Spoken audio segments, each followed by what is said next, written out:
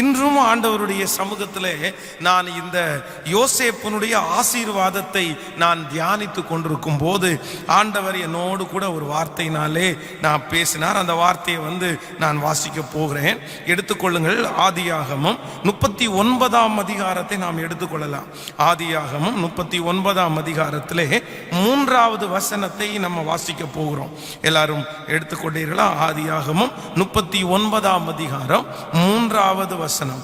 கர்த்தர் அவனோடு இருக்கிறார் என்றும் அவன் செய்கிற யாவையும் கர்த்தர் வாய்க்க பண்ணினார் என்றும் அவன் எஜமானன் கண்டு யோசேப்பினிடத்தில் தயவு வைத்து அவனை தனக்கு ஊழியக்காரனும் தன் வீட்டிற்கு விசாரணைக்காரனும் ஆக்கி தனக்கு உண்டான யாவற்றையும் அவன் கையிலே ஒப்புவித்தான்.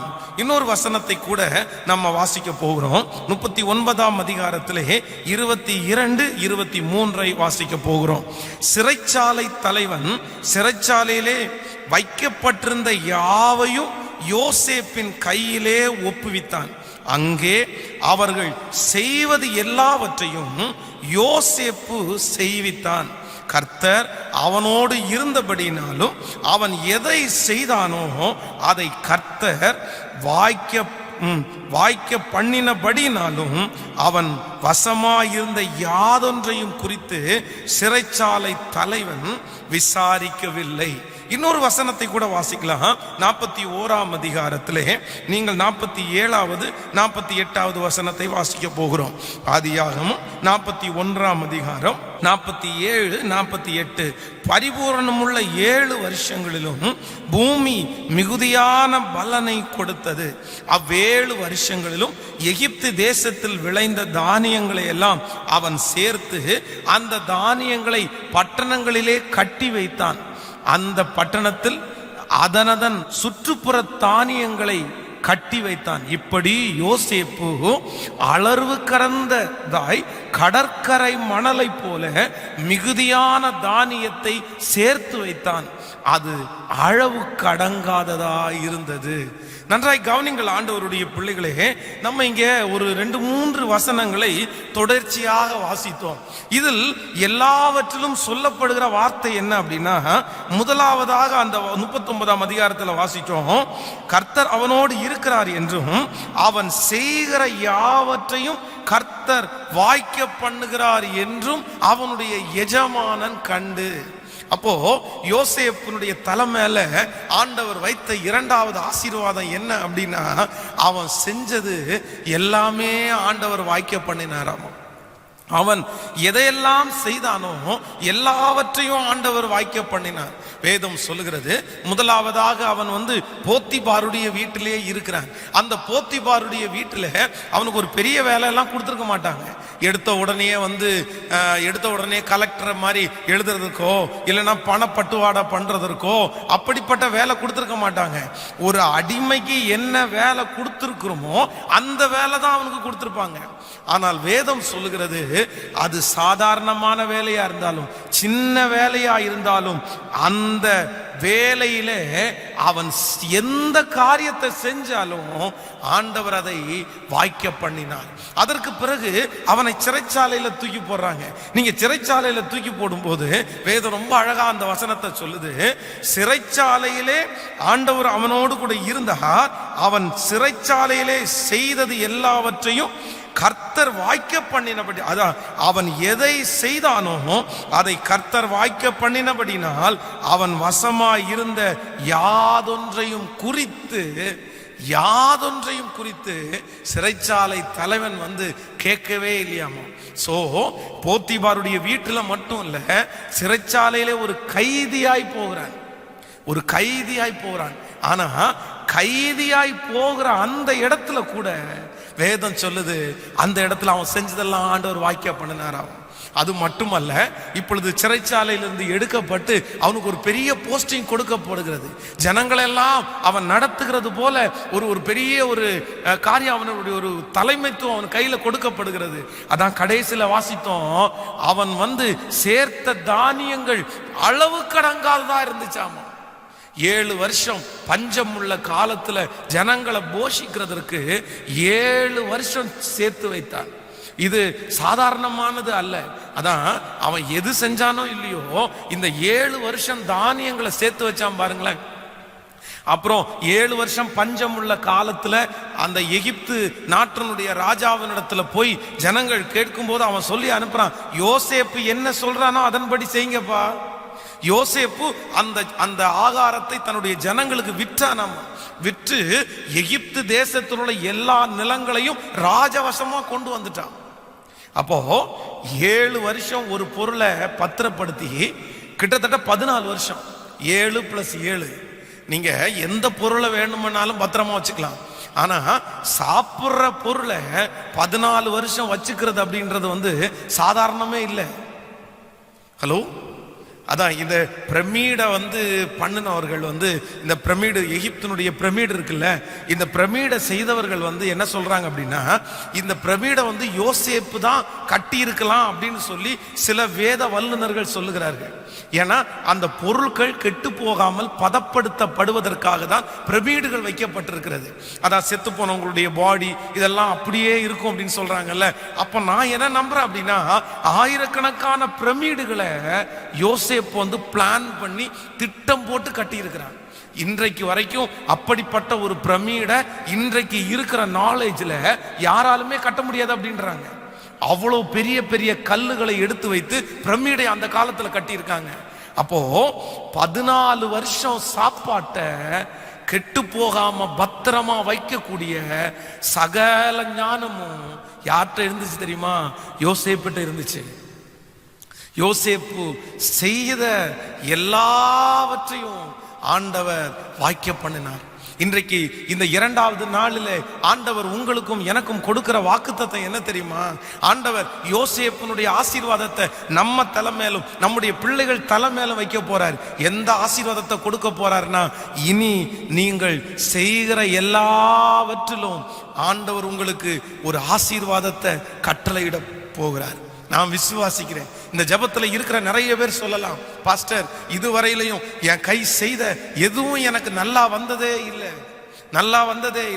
ஒண்ணு அது கெட்டு போயிடும், இல்லைன்னா அது ஒன்றும் இல்லாம போயிடும், அது நஷ்டமாயிரும். இதுவரைக்கும் நான் எத்தனையோ காரியத்தை செஞ்சுட்டேன். எல்லாரும் என்னிடத்துல சொல்லும் போது சொல்லுவாங்க, நீ எது செஞ்சாலும் அப்படியே உருப்படாம போதே, எது செஞ்சாலும் அது விளங்கவே இல்லையே என்ன அப்படின்னு என்னுடைய தகப்பனார் என்ன திட்டி இருக்கிறாரு, என் தாயார் என்ன திட்டி இருக்காங்க, என் மேனேஜர் என்ன திட்டி இருக்கிறாங்க. நான் வேலை செய்யற இடத்துல எது செஞ்சாலும் அது ஒரு பெரிய நஷ்டத்துல கொண்டு போய் விடுகிறது. எத்தனையோ நான் நஷ்டப்பட்டேன். ஆனா இன்றைக்கு யோசேப்பினுடைய ஆசீர்வாதம் உங்க தலை மேல வைக்கப்படட்டும். நான் நம்புறேன் இந்த காலை வேளையில அப்படிப்பட்ட ஒரு நொந்து போன இருதயத்தோட இருக்கிற ஆண்டவருடைய பிள்ளைகளே, ஆண்டவர் யோசேப்பு செய்தது எல்லாவற்றையும் ஆசீர்வதித்தது உண்மையானால் நீங்க இனி செய்கிற எல்லாவற்றையும் உங்களுக்கு ஆண்டவர் ஆசீர்வாதமாய் மாற்றி தருவார். எத்தனை பேர் ஆமோதிக்கிறீங்க? ஹல்லேலூயா. கைகளை உயர்த்தி இந்த காலை வேளையில எல்லாரும் ஆண்டவரிடத்துல கேளுங்க, அப்பா நான் செய்கிறது எல்லாவற்றையும் ஆசீர்வதி. ஆண்டவர் உங்க கரத்தை ஆசீர்வதிக்கட்டும். ஆண்டவர் நீங்க கையிட்டு செய்கிற எல்லா வேலையும் கர்த்தர் ஆசீர்வதிக்கட்டும். இந்த வருஷத்துல நஷ்டமான எல்லாவற்றையும் திரும்ப நீங்க செய்ய ஆரம்பிக்கும் போது ஆண்டவர் அதுல ஒரு பெரிய ஆசீர்வாதத்தை தரட்டும். கைகளை உயர்த்தி சொல்லுங்க, ஆண்டவரே என்னை நீர் ஆசீர்வதியும். யோசேப்புக்கு சொன்ன அந்த ஆசீர்வாதம், அவன் செய்கிற எல்லாவற்றையும் கர்த்தர் வாய்க்க பண்ணுவீராக ராஜா. ஆமென் சொல்லுங்க. சோ ஆண்டவர் நம்ம கையிட்டு செய்கிற எல்லாவற்றையும் ஆசீர்வதிக்கிறவர். நம்ம கூட இருந்து நாம் செய்கிறதுல நன்மையை கொண்டு வருகிறவர். உண்மையிலே எனக்கு மறக்க முடியாத ஒரு அனுபவம் இருக்குது. ஆண்டவருக்கு நான் இன்னைக்கும் இந்த காலை வேளையில ஆண்டவருக்கு ரொம்ப நன்றி சொல்றேன். அந்த காரியத்தை நினைக்கும் போது ஒரு விஷயம் நம்முடைய திருச்சபையில ஒரு வாலிபர்கள் கூட்டம் ஒன்று ஒழுங்கு செய்தோம்.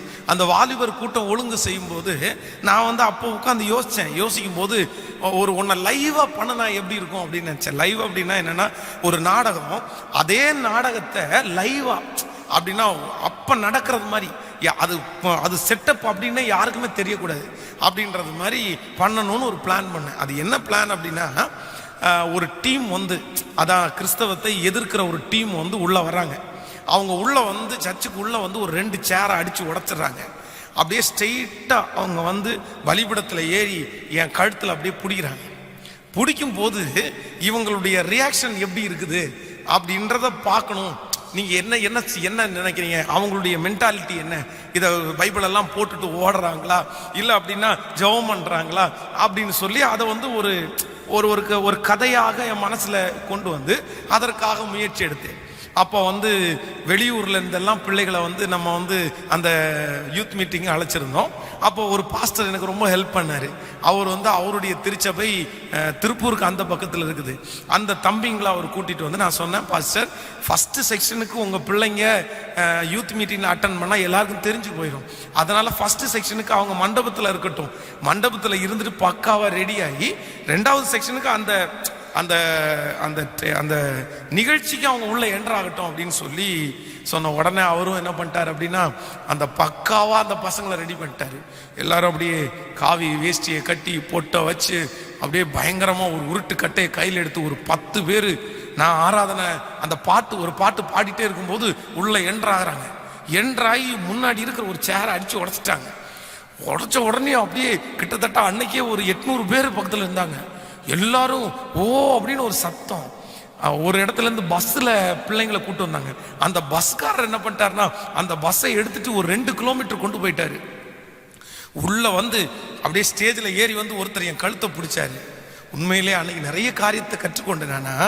ஒருத்தர் வந்து திருச்சபையில இருக்கிற ஒரு பிரதர் வந்து அப்படியே ஸ்ட்ராங்கமா அவருடைய காலில் விழுந்தாரு.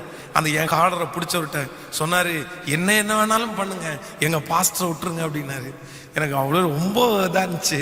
அப்போ ஒரு சிலர் எல்லாத்தையும் விட்டுட்டு வெளியே போனாங்க, ஒரு சிலர் சத்தம் போட்டு இயேசுவே இயேசுவேன்னு கத்துனாங்க. உடனே நான் அப்படியே ஸ்டாப் பண்ணி, நிறுத்துங்க, இது செட்டப் தான், இப்படி ஒருவேளை நடந்தா எப்படி நீங்க ரியாக்ட் பண்ணுவீங்க அப்படின்னு சொல்லி ஒரு வசனத்தை சொல்லி முடிச்சிட்டேன். அது வந்து ரொம்ப வெற்றியாய் பயங்கரமாய் பேசப்பட்டுச்சு. எல்லார் பக்கத்துலையும் ஒரு நல்ல பேரை கொண்டு வச்சிருந்துச்சு. அந்த ரிவைவ் யோஜனைனாலே ஒரு பெரிய வெயிட் அப்படின்னு எல்லாம் முடிஞ்சிருச்சு. கொஞ்ச நாள் தாண்டினதற்கு பிறகு ஒரு நாள் அந்த மீட்டிங், அந்த யூத் மீட்டிங் நடந்த போட்டோவை நான் பார்த்துட்டே இருந்தேன். அந்த போட்டோ பார்த்துட்டு இருக்கும்போது இவங்க எல்லாம் போட்டோ எடுத்திருக்கிறாங்க. அது ஒரிஜினலா இருந்துச்சு. சிலருடைய முகத்தினுடைய இருந்த பயம் இதெல்லாத்தையும் பார்த்துட்டு அப்பதான் நான் நினைச்சேன், ஆண்டவர் தான் அதை வந்து நான் வந்து செய்தது சரின்னு நான் சொல்ல வரல. என்னமோ அன்னைக்கு ஒரு நல்ல மனசுக்குள்ள ஒரு நல்ல தாட்டை வச்சுதான் அந்த காரியத்தை செஞ்சேன். ஆனா அது தப்பா போறதுக்கு எத்தனையோ வாய்ப்பு இருந்துச்சு. ஆனா ஆண்டவர் என் கூட இருந்ததுனால அன்னைக்கு நான் செஞ்சதை வாய்க்க பண்ணி எல்லாரும் அந்த நாடகத்தினுடைய முடிவுல கமிட் பண்ணாங்க. இன்னைக்கு நினைச்சாலும் எனக்கு பயமா இருக்கு, நம்ம அப்படி செஞ்சிருக்க கூடாது, அப்படி ஒரு எல்லாரையும் அப்படி ஒரு பயப்படுத்தி ஒரு காரியத்தை நம்ம பண்ணியிருக்க வேண்டாம். ஆனாலும் இன்னைக்கு அது நடந்துருந்தா எப்படி இருக்கும்னு தெரியல எனக்கு. ஆனா கர்த்தர் என் கூட இருந்ததுனால அது ஒரு தீமையான ஒரு விஷயமா இருந்தா கூட ஆண்டவர் வந்து என்னுடைய பார்வைக்கு அது இப்போ சரியில்லாம இருந்தா கூட ஆண்டவர் அதை நன்மையாய் மாற பண்ணினார். இன்றைக்கு இந்த ஜபத்துல இருக்கிற எல்லாருக்கும் ஆண்டவர் வாக்கு கொடுத்திருக்கிறாரு. இதுவரைக்கும் உங்க கையில செய்தது எல்லாமே ஆசீர்வாதம் இல்லாம போயிருக்கலாம். பாஸ்டர், இந்த ஆசீர்வாதம் வேற யாருக்கு வேணுமோ இல்லையோ, எனக்கு தான் பாஸ்டர் வேணும்.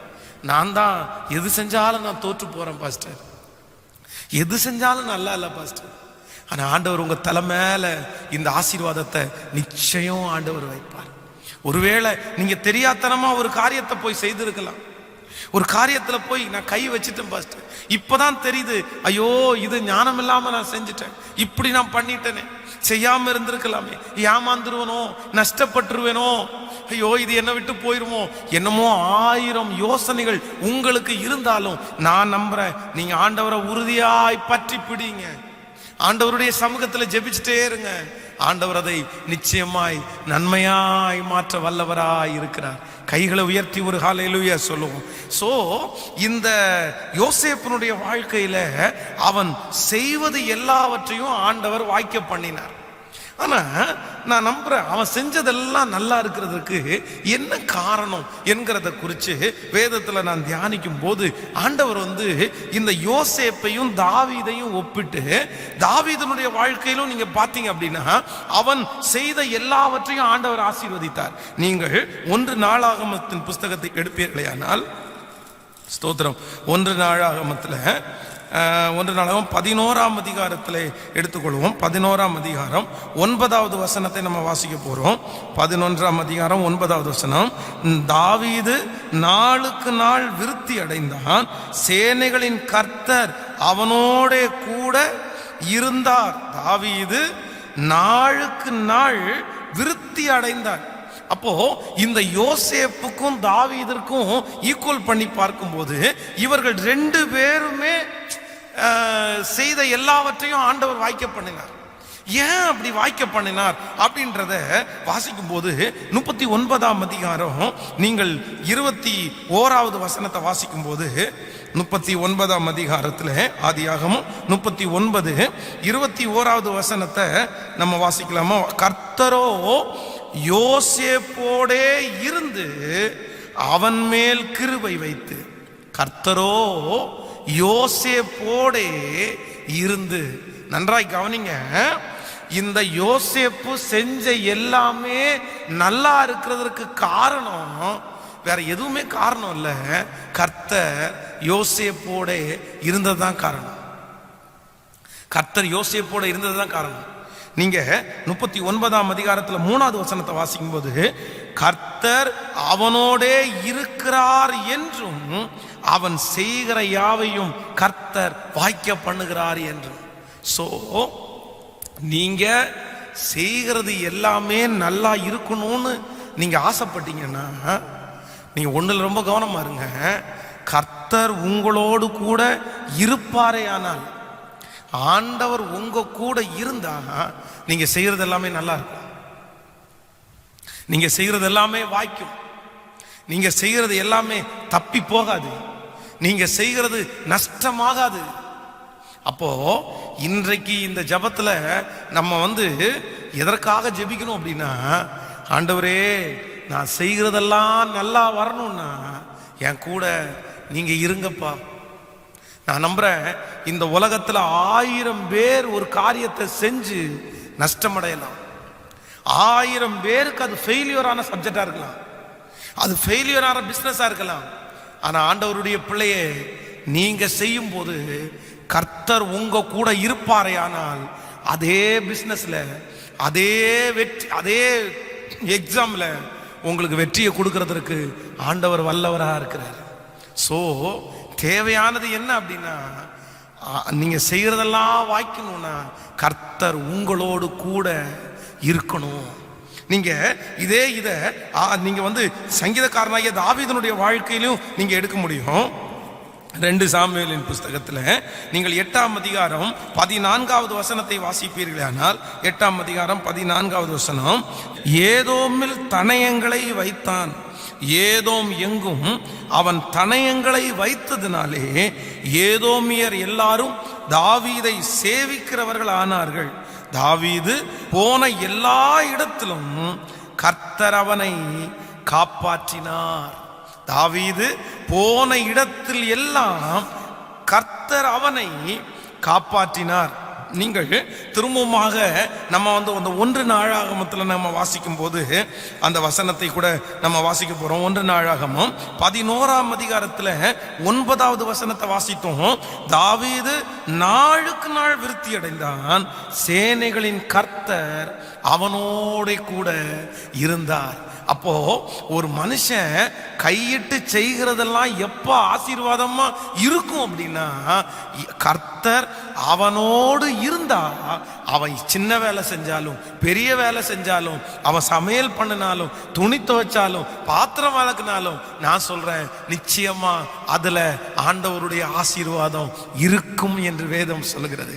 ஈசாக்கை குறித்து வேதத்துல நம்ம வாசிக்கிறோம். பஞ்சமுள்ள காலத்திலே ஈசாக்கு விதை விதைத்தான். பஞ்சமுள்ள காலம், சுற்றி எல்லா இடமும் பஞ்சம், விவசாயம் யாருமே பண்ணல. எப்பா அதுல பெரிய அறுவடை நம்ம பார்க்க முடியாதுப்பா, இது பஞ்சகாலம். இது தண்ணீர் இல்லாத காலம். இந்த பஞ்ச காலத்துல போய் எவனாவது விவசாயம் பண்ணுவானா? நான் சொல்றேன், சுற்றி இருந்த நிறைய பேர் ஈசாக்கை ரொம்ப கேவலமா திட்டி இருப்பாங்க. இவனுக்கு என்ன இப்படி என்னாச்சு? ஒரு பஞ்சமுள்ள காலத்துல இவன் விவசாயம் பண்றான். ஆனா வேதம் சொல்லுது, பஞ்சமுள்ள காலத்துல ஈசாக்குக்கு ஆண்டவர் 100 மடங்கு அவன் ஆசீர்வச்சாராம். அவன் கை செஞ்சதெல்லாம் ஆசீர்வாதமா இருந்துச்சு. காரணம் என்ன அப்படின்னா, ஈசாக்கோட கர்த்தர் இருந்தார். இன்றைக்கு நம்ம எல்லாம் ஜெபிப்போம் ஆண்டவருடைய பிள்ளையே. எதுக்காக ஜெபிப்போம்னா, ஆண்டவரே நீர் என் கூட இருந்தீங்கன்னா, நீங்க ஏன் கூட இருந்தீங்கன்னா நான் செய்யறதெல்லாம் எனக்கு வாய்க்கும் ஆண்டவரே, எனக்கு வாய்க்கும் ஆண்டவரே. கையை அப்படியே மேல உயர்த்துங்க பார்க்கலாம். உயர்த்தி சத்தமா சொல்லுங்க அப்பாவை பார்த்து, ஆண்டவரே அப்பா நீர் என் கூட இருங்கப்பான்னு சொல்லுங்க. என் கூட இருங்கப்பா, என் கூட இருங்கப்பா. நீங்க என் கூட இருந்தீங்கன்னா நான் எந்த பிசினஸ் பண்ணாலும் அது நல்லா வரும் ஆண்டவரே. நான் எது செஞ்சாலும் அது ஆசீர்வாதமா இருக்கும் ஆண்டவரே. நீங்க என் கூட இருங்க ஆண்டவரே, என் கூட இருங்க. ஓ இருங்கப்பா சொல்லுங்க. கையை உயர்த்தி எல்லாரும் சொல்லுங்க, ஆண்டவரே என் கூட இரும், என் கூட இரும், என் கூட இரும் ஆண்டவரே. இயேசுப்பா நானும் வருகிறே,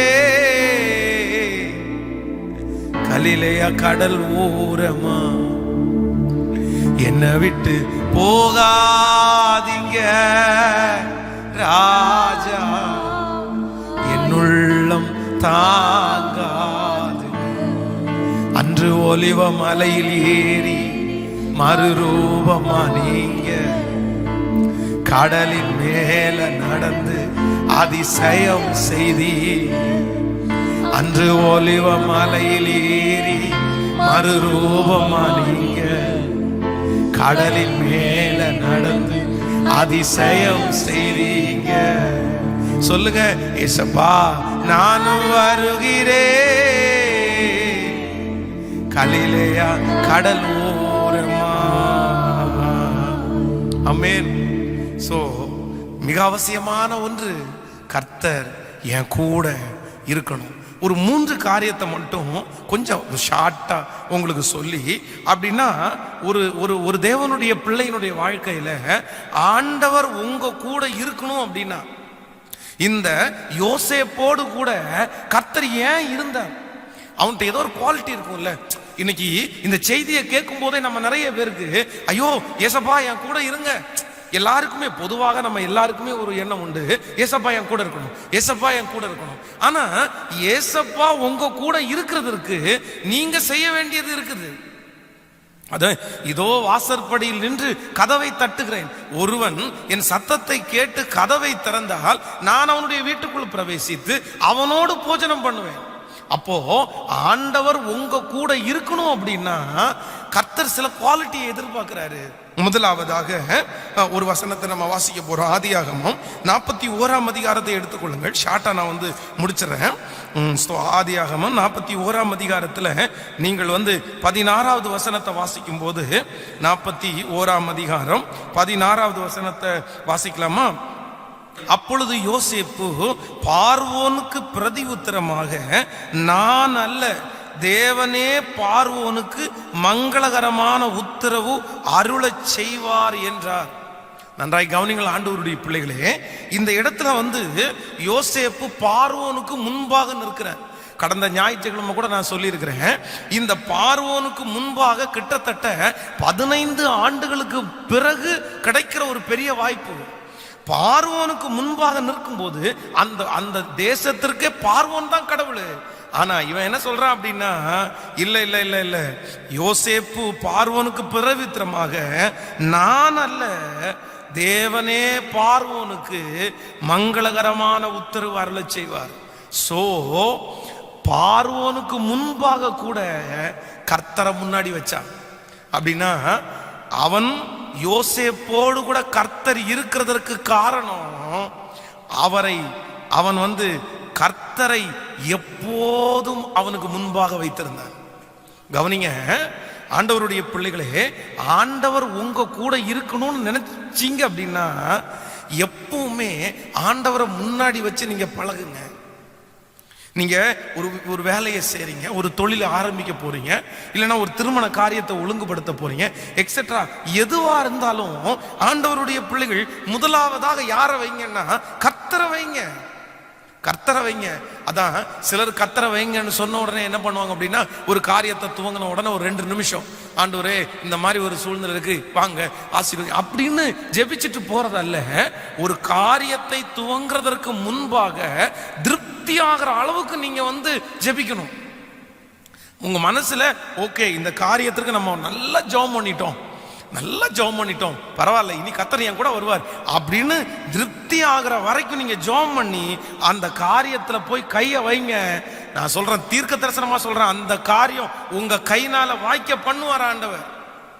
ஆனா கர்த்தரை முன்னாடி நீங்க வைக்காம, கர்த்தரை முன்பாக வைக்காத ஒரு தேவனுடைய பிள்ளை நிச்சயமா ஆண்டவர் அவங்க செய்யறது எல்லாவற்றிலையும் ஆண்டவர் அவங்களை ஆசீர்வதிக்க முடியாது.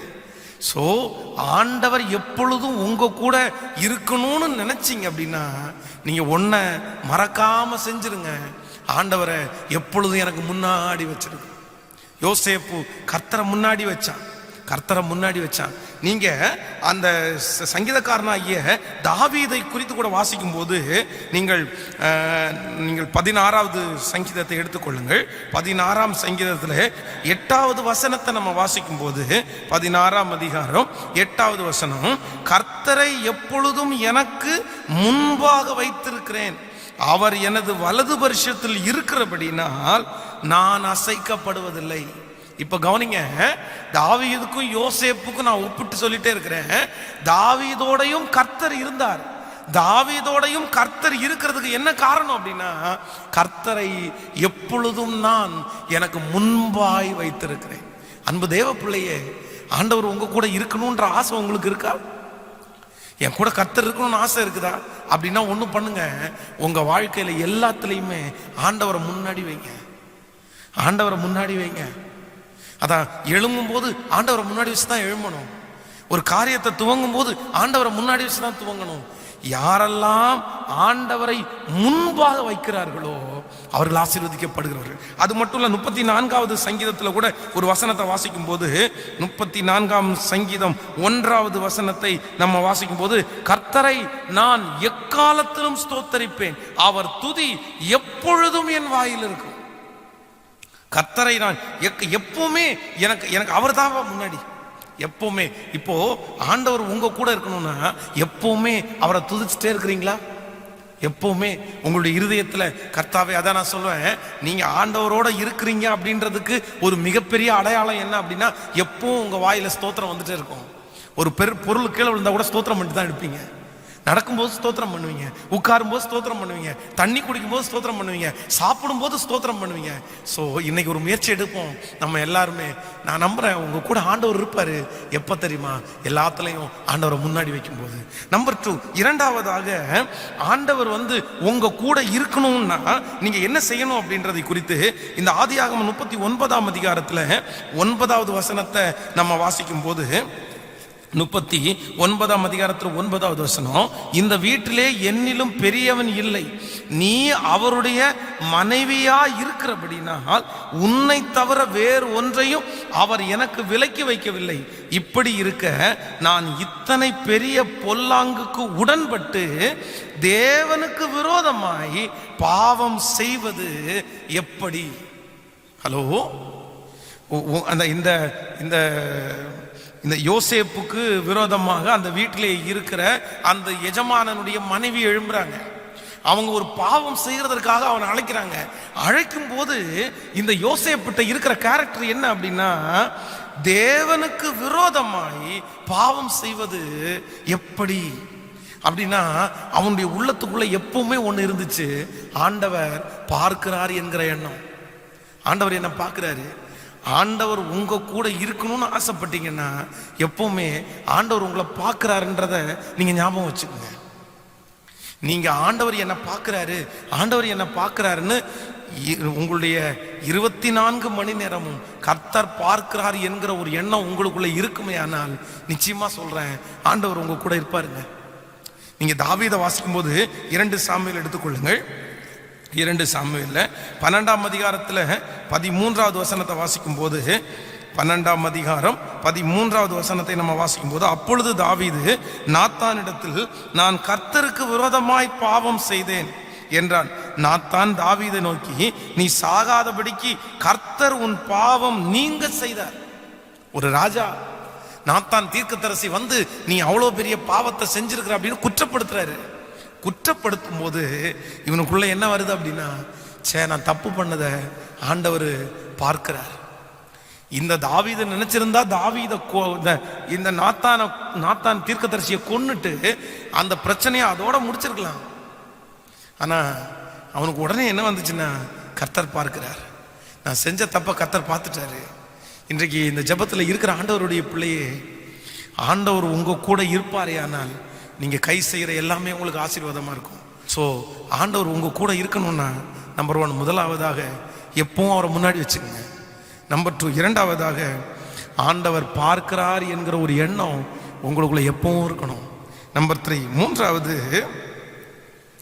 ஆண்டவர் உங்க கூட இருக்கணும் அப்படின்னா நீங்க செய்ய வேண்டியது, ஆதியாகமம் 45ஆம் அதிகாரத்தில் 5வது வசனத்தை எடுத்துக்கொள்ளலாமா? 45ஆம் அதிகாரத்திலே ஸ்தோத்திரம் 45 5வது வசனத்தை நம்ம வாசிக்க போறோம். 5வது வசனம், என்னை இவ்விடத்தில் வரும்படி விற்று போட்டதனால் நீங்கள் சஞ்சலப்பட வேண்டாம், அது உங்களுக்கு விசனமாகவும் வேண்டாம். ஜீவ ரட்சணை செய்யும்படிக்கு தேவன் என்னை உங்களுக்கு முன்னே அனுப்பினார். ஹலோ, கவனிங்க. இந்த இடத்துல யோசேப்பு சொல்றாரு, ஆண்டவர் என் கூட இருக்கிறதுக்கு என்ன காரணம் அப்படின்னா, என் வாழ்க்கையிலே நடந்த எல்லாமே அவர் சித்தத்தின்படி, அவருடைய அனுமதி இல்லாம நடக்கல அப்படின்னு அந்த உணர்வு அவருடைய இருதயத்தில் இருந்துச்சு. ஹலோ, கவனிங்க. உங்க வாழ்க்கையில ஆண்டவர் உங்க கூட இருக்கணும்னு நீங்க நினைச்சிட்டீங்கன்னா, உங்க மனசனுடைய அடி ஆழத்துல என்ன தோணும் அப்படின்னா, எந்த காரியம் நடக்கும் போதும் உங்களுக்கு உடனே தோணணும், அப்பா உங்க அனுமதி இல்லாம இது நடக்கலப்பா, உங்க அனுமதி இல்லாம இது நடக்கலப்பா, உங்க அனுமதியோட தான்ப்பா நடக்குது. அதான் நீங்கள் 2 சாமுவேல் 16ஆம் அதிகாரம் 7வது வசனத்துல வாசிக்கும் போது, சிமேயு தாவீதை தூஷிப்பான். தாவீதை தூஷிக்கும் போது தாவீது என்ன சொல்லுவார் தெரியுமா? சிமேயி தூஷிக்கணும்னு கர்த்தர் அனுமதித்திருக்கிறார். ஸோ என் கூட ஆண்டவர் இருக்கணும்னு நினைக்கிற அத்தனை பேருமே எப்பவுமே உங்க மனசுல ஒன்று இருக்கணும், ராஜா என் வாழ்க்கையில் நடக்கிறதெல்லாம், இந்த சோதனை கூட உங்க அனுமதியோட தான்ப்பா நடக்குது. நீங்க அனுமதிக்காம என் வாழ்க்கையில் நடக்காதுப்பா, நீங்க அனுமதிக்காம நடக்காது. இந்த 3 காரியமும் உங்களுடைய வாழ்க்கையில இருக்குமானால் கர்த்தர் உங்க கூட இருப்பார். நம்பர் 1 முதலாவது, ஆண்டவர் உங்க கூட இருக்கணும்னா கர்த்தரை எப்பொழுதும் எனக்கு முன்பாய் வைத்திருக்கிறேன், எல்லாத்துலேயும் ஆண்டவர் முன்னாடி வைங்க. 2வது, கர்த்தர் உங்க கூட இருக்கணும்னா அவர் பார்க்கிறார் என்கிற ஒரு உணர்வுள்ள இருதயம் உங்களுக்கு வேணும். நம்பர் 3, ஆண்டவர் உங்க கூட இருக்கணும் அப்படின்னா என் வாழ்க்கையில அவருடைய அனுமதி இல்லாம எதுவும் நடக்கலன்ற எப்பவும் ஒரு விசுவாசம் உங்களுக்குள்ள இருக்கணும். அனுமதிக்கிறீங்களா? அப்படி இருக்கும்போது நான் நம்புறேன், ஆண்டவர் உங்க கூட இருப்பார். கர்த்தர் உங்க கூட இருப்பாரே, ஆனால் நீங்க செய்கிறதெல்லாவற்றையும் கர்த்தர் வாய்க்க பண்ணுவார். ஆமென் சொல்லுங்க. ஒரு சாட்சியை சொல்லி உங்களுக்கு நான் முடிக்கிறதற்கு ஆசைப்படுகிறேன். ஒரு விசை நம்முடைய திருச்சபையில் இருக்கிற ஒருத்தங்க வந்து ஹாஸ்பிட்டலில் அட்மிட் பண்ணப்பட்டிருந்தாங்க. அப்படின்னா அவங்களுக்கு பிபி ரொம்ப ஹையாகி மண்டைக்குள்ள ஒரு வெடிப்பு, ரத்த கசிவு ஏற்பட்டு ரொம்ப ஒரு மோசமான ஒரு ஐசி சூழ்நிலையில் போய் ரொம்ப கஷ்டத்தில் இருந்தாங்க. அப்போது அவங்களுக்கு வந்து இருந்த ஒரு பெரிய காரியம் என்னன்னா, அவங்களுக்கு மெமரி லாஸ் ஆயிடுச்சு. இதுக்கு முன்னாடி இருந்த எல்லாமே அவங்களுக்கு மறந்து போயிடுச்சு. நிறைய பேருடைய பேர் மறந்து போயிடுச்சு. பொருட்கள் அப்படின்னா அந்த இளநியை கொண்டு போய் இது என்னன்னு கேமிச்சா அவங்களுக்கு அது தெரியவே இல்லை, அது என்னன்னே தெரியல. அப்படி ஃபுல்லாக மெமரி லாஸ் ஆயிடுச்சு. டாக்டரும் சொல்லிட்டாங்க, இது திரும்ப ரெக்கவர் ஆகிறதுக்கு ரொம்ப நாள் ஆகும், கொஞ்சம் கொஞ்சமாக தான் இது ரெக்கவர் ஆகும். அதனால ஒவ்வொரு பொருளையும் அவங்களுக்கு முன்னாடி கொண்டு வந்து காமிச்சு, நீங்கள் இது என்ன அப்படின்னு கேளுங்க அப்படின்னு டாக்டர்கள் சொல்கிறாங்க. எனக்கு இது எதுவுமே தெரியாது. அவங்க வந்து சர்ச்சில் வந்து சில வேலைகளை பார்க்கிற நபர்கள். உடனே வந்து நான் இது எதுவுமே தெரியாமல் என்ன பண்ணிட்டேன் அப்படின்னா அவங்களுக்கு ஃபோன் பண்ணுறேன். ஃபோன் பண்ணி ஒரு வேலையே சொல்கிறேன். நான் என்ன வேலை சொல்கிறேன்னா, இந்த மாதிரி இந்த நபருக்கு கொஞ்சம் பணம் கொடுக்க வேண்டியது இருக்குது, இந்த நபருக்கு வந்து இந்த பணத்தை வந்து இந்த செக்கில் எழுதி நீங்கள் கொடுத்துருங்க அப்படின்னு சொல்லிட்டு ஃபோனை வைக்கிறேன். எனக்கு எதுவுமே தெரியாது, ஃபோனை வச்சுட்டேன். ஃபோனை வச்சோடனே இவங்க வந்து அவருடைய பேக்கில் இருந்து அந்த செக் புக்கை எடுத்து நான் சொன்ன அந்த அமௌண்ட்டை எழுதும் போது, பாஸ்டர் சொல்லிட்டாரே இந்த வேலையை நம்ம தானே செய்யணும், என்ன பண்ண போறோம்னு தெரியல. அந்த எழுதும் போதே மொத்த இதுக்கு முன்னாடி லாஸ் ஆன மொத்த மெமரியும் திரும்ப அகைன் ரீகலெக்ட் ஆயிருக்கு. அவங்க சாட்சியாய் சொல்லும் போது ஆச்சரியமா இருந்துச்சு. அப்ப நான் நம்புறேன், ஆண்டவரையும் ஆண்டவருடைய ஊழியத்தையும் யாரெல்லாம் ஆண்டவரை கனம் பண்றீங்களோ அத்தனை பேரும் செய்கிற எல்லாவற்றிலும் கர்த்தர் உங்க கூட இருப்பார். இன்றைக்கு இந்த ஜெபத்தில் இருக்கிற எல்லாருக்காக நான் ஜெபிக்க போறேன். ஒருவேளை நீங்கள் இதுவரைக்கும் செய்கிற எதுவுமே வாய்க்காம இருந்திருந்தாலும் இன்னைக்கு ஆண்டவர் திரும்ப உங்களுக்கு ஒரு வாக்கு தத்தத்தை கொடுக்கிறார். யோசேப்பனுடைய ஆசீர்வாதம் உங்க தலை மேல வரப்போகுது. நீங்க கையிட்டு செய்கிற எல்லாவற்றிலும் ஆண்டவர் உங்க கூட இருந்து உங்களை ஆசீர்வதிக்க போறார். முடிஞ்சவங்க கர்த்தர் சமூகத்தில் அப்படி எழும்பி நிற்கலாம். ஆண்டவரை பார்த்து எல்லாரும் இந்த முழு பலத்தோட இந்த 2வது நாள் இந்த ஆசீர்வாதத்திற்காக நம்ம ஜெபிப்போம். ஆண்டவரை பார்த்து ஆண்டவரை நோக்கி பார்ப்போம். ராஜா, ஆண்டவரே, இன்றைக்கு இந்த 2வது நாள் எனக்கு பேசின வார்த்தையை நான் விசுவாசிக்கிறேன். நான் செய்யறது எல்லாமே எனக்கு ஆசீர்வாதமா வரணும்னு சொல்லி ஜெபம் பண்ணுங்க. நான் எதை செஞ்சாலும் அதுல நஷ்டமாக கூடாதுப்பா, அதுல நஷ்டமாக கூடாதுப்பா. நான் இதுக்கு முன்னாடி எத்தனையோ செஞ்சு நான் நஷ்டமாயிட்டப்பா, ஆனா இனி அப்படி நஷ்டமாக கூடாது. அந்த யோசேப்பனுடைய ஆசீர்வாதம் என் தலை மேல இருக்கட்டும்னு சத்தத்தை உயர்த்தி சொல்லுங்க. ஹalleluya. நன்றி ஆண்டவரே, நன்றி. ஜெபிங்க ஜெபிங்க, சத்தத்தை உயர்த்தி கேட்கட்டும். உங்க கையை உயர்த்தி ஏசப்பாட்ட காமிச்சு சொல்லுங்க, ஆண்டவரே இனி இந்த கை என்ன செஞ்சாலும் நல்லா இருக்கணும்னு சொல்லுங்க. எத்தனை இழப்ப பார்த்துட்டப்பா, எத்தனை இழப்ப பார்த்துட்டப்பா, எத்தனை நஷ்டத்தை பார்த்துட்டப்பா, எத்தனை ஆசீர்வாதங்கள் என் கையை விட்டு போயிருச்சு. ஆனா நீங்க ஆசீர்வாதத்துக்காய் கெஞ்சுற அப்படின்னு சொல்லுங்க. ஹalleluya. நன்றி நன்றி. ஜெபிச்சுட்டே நன்றி அப்பா, நன்றி அப்பா. தேவகுமாரா, என்ன ஆசீர்வதிக்கிறதுக்கு என்ன நினைச்சிருங்க தேவகுமாரா. என் கை செய்கிறது எல்லாம் ஆண்டவரே, நான் என்ன ஊழியம் செஞ்சாலும் அது நல்லா இருக்கணும்ப்பா. நான் எதை கை வச்சாலும் ஆசீர்வாதமா வரணும். எனக்கு இந்த கை வைக்கும் போது நஷ்டங்கள் வேணாப்பா. இப்பொழுது நான் ஒரு பெரிய காரியத்துக்கு கை வச்சிருக்கிறேன், ஆனா அது நஷ்டமாயிருமோன்னு நினைக்கிறேன். நான் கை வைத்த இந்த காரியம் தோல்வி அடைஞ்சிருமோ, இதுல நான் வெட்கப்பட்டு போயிருவேனோ அப்படின்னு யாருடைய மனசு சொல்லிட்டு இருக்கிறோம், அவர்களை பார்த்து தான் ஆண்டவர் இன்னைக்கு வாக்கு கொடுக்கிறார். இல்ல, நீ கை செய்கிற எல்லாவற்றிலும் கர்த்தர் உன்னை ஆசீர்வதிக்க போறேன்னு வாக்கு கொடுக்கிறார். நம்புறவங்க கையை மேல உயர்த்தி, இயேசுவே என் கையை ஆசீர்வதியும். உண்மை ஆண்டவருடைய பிள்ளை. நிறைய பேர் இந்த இடத்துல அப்படித்தான் இந்த சத்தத்தை நீங்க கேட்டிருக்கோங்க இருக்கலாம். பாஸ்டர் இப்பதான் ஒரு காரியத்தை கையில வச்சிருக்கிறேன், ஆனா அது எனக்கு 90% என்னை விட்டு போயிருச்சு. எனக்கு பயமா இருக்கு, நஷ்டமாயிருமோ. இல்ல, என் கையை ஆசீர்வதின்னு கேளுங்க. ஹalleluya. உடைந்த பாத்திரனா அது உமக்கே தெரியும், தேவன் பயன்படுத்துகிறீர், இது யாருக்கு புரியும்? உடைந்த பாத்திரம் நான், அது உமக்கே தெரியும், தேவன் பயன்படுத்துகிறீர், இது யாருக்கு புரியும்? உதவாது என் நீதி உதவாது, நீங்க இல்லாம என் பொழுது விடியாது.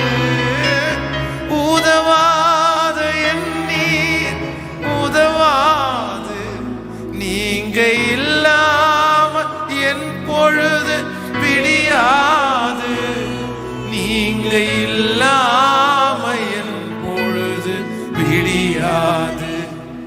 நீங்க இல்லாம என் பொழுது விடியா. கைய மேல உயர்த்தி தேவகுமாரா தேவகுமாரா என்ன நினைச்சிடுங்க. தேவகுமாரா தேவகுமாரா கொஞ்சம் நினைச்சிடுங்க. நீங்க நினைச்சா ஆசீர்வாதம் தான். என்ன மறந்தா எங்கே போவேனா. நீங்க நினைச்சா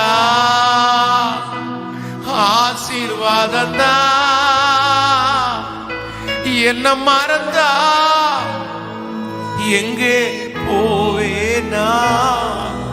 தேவகுமாரா சத்தமா உங்க குரல் உங்களுடைய வீடுகளில் கேட்கட்டும், வேலை ஸ்தலத்துல கேட்கட்டும்.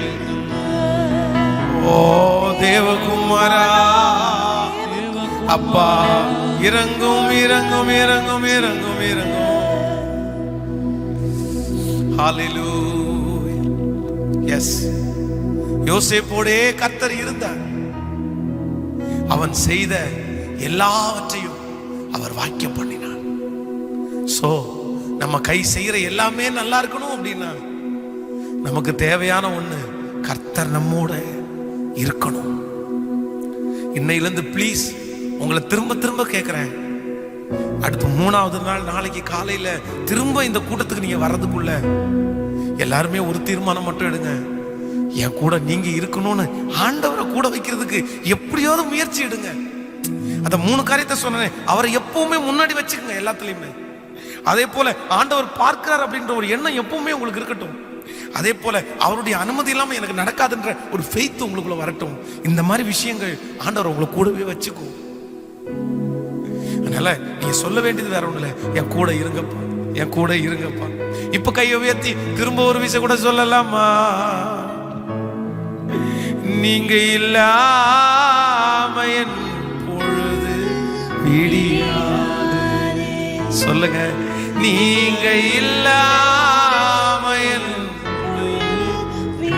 சொல்லி ஒரு 10 டைம் கூட சொல்லுங்க பார்க்கலாம். நீங்க இல்லாம அப்பா, நீர் இல்லாம நீர் இல்லாம நீங்க இல்லாம நான் ஒண்ணுமே செய்ய முடியும். என் பொழுது கைய மேல உயர்த்தி தேவகுமாரா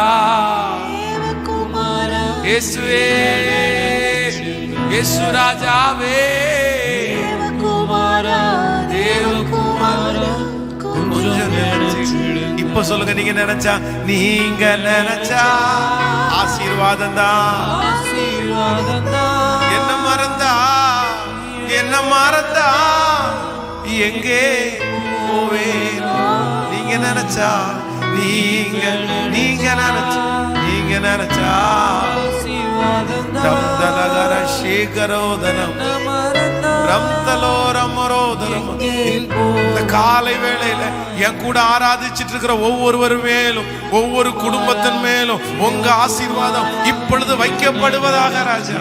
இன்றைக்கு இந்த 2வது நாள் எங்களுக்கு கொடுத்த வாக்கு தத்தத்தின்படி யோசேப்பை ஆசீர்வதித்த கர்த்தர், அவன் செய்த எல்லாவற்றையும் வாய்க்க பண்ணின கர்த்தர், இன்றைக்கு இந்த ஜெபத்துல இருக்கிற பிள்ளைகள் இதுவரையிலும் கை செய்தது தோல்வி அடைஞ்சாலும் டாடி, இனி அவங்க என்ன செஞ்சாலும், இனி எதுல அவங்க கை வச்சாலும் அதுல ஒரு ஆசீர்வாதம் வரணும் ஆண்டவரே. இனி அவங்க கை வைக்கிறது எதுவும் தோற்று போக கூடாதுப்பா.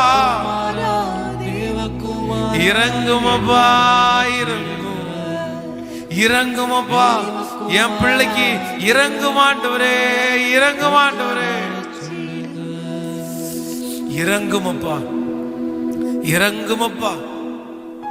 இந்த 21 நாள் முடியும் போது யோசேப்பினுடைய சகல ஆசீர்வாதமும் எங்க தலை மேலையும் இருக்கணும்னு கெஞ்சிரோம்ப்பா. நீர் எங்களை ஆசீர்வதித்தாலே ஒழிய நான் உங்களை போக விட மாட்டோம். ஆமாப்பா, உங்க பிள்ளைகளை ஆசீர்வதிக்கிறேன். இந்த நாள் உடைய பிள்ளைகளுக்கு ஒரு ஆசீர்வாதமான நாளா அமையட்டும் ஆண்டவரே. இன்னும் ஆயிரக்கணக்கான பேர் இந்த கூட்டத்தில் ஆசீர்வதிக்கப்படட்டும் ஆண்டவரே. இது நிறைய பேருக்கு ஷேர் ஆகட்டும் ஆண்டவரே. எந்தெந்த தேவையோடு இருக்கிறாங்களோ அவர்களுக்கு போய் சேரட்டும்பா. இந்த லைவ்ல இருக்கிற ஒவ்வொரு பிள்ளைகளை நான் ஆசீர்வதிக்கிறேன். அவங்க ஜெப விண்ணப்பங்களுக்கு பதில் தந்ததற்காக நன்றி ஆண்டவரே. தடையில்லாம இந்த 21 நாட்களும் உங்க பிள்ளைங்க கலந்து கொள்ள கிருபை பாராட்டுங்க ராஜா. உங்க பாதத்தை முத்தம் செய்கிறோம், நீர் கூட இரும். இயேசுவின் மூலம் ஜெபம் எடுக்கிறோம் நல்ல பிதாவே. என் ஆத்துமாவே கர்த்தரை ஸ்தோத்திரி, என் முழுவதுமே அவர் பரிசுத்த நாமத்தை ஸ்தோத்திரி. என் ஆத்துமாவே கர்த்தரை ஸ்தோத்திரி, கர்த்தர் செய்த சகல உபகாரங்களையும் மறவாது. நம்முடைய ஆண்டவராக இயேசு கிறிஸ்துவின் கிருபை, பிதாவாகிய தேவனுடைய அன்பு, பரிசுத்த ஆவியானுடைய அந்யோன்ய ஐக்கியம் நம்மனோடு மீண்டும் என்றும் சதா காலம் கூட இருப்பதாக. ஆமென். ஹல்லேலூயா, ஹல்லேலூயா. Praise the Lord. God bless you. ஆண்டவர் உங்களை ஆசீர்வதிப்பார். இந்த நாள் உங்களுக்கு ரொம்ப ஆசீர்வாதமான நாளாய் அமையட்டும். ஆண்டவர் இந்த நாள் முழுக்க உங்க கூட இருக்கட்டும். உங்க போக்கிலும் வரத்திலும் கர்த்தர் இருக்கட்டும். உங்களுக்கு எந்த நோய்களும் தொடாமல் ஆண்டு உங்களை பாதுகாக்கிறதுக்காய் உங்களுக்காக ஜெபிக்கிறேன். நிறைய பேருக்கு இந்த கூட்டத்தை ஷேர் பண்ணுங்க. அநேகருக்கு அது ஆசீர்வாதமா இருக்கட்டும். God bless you.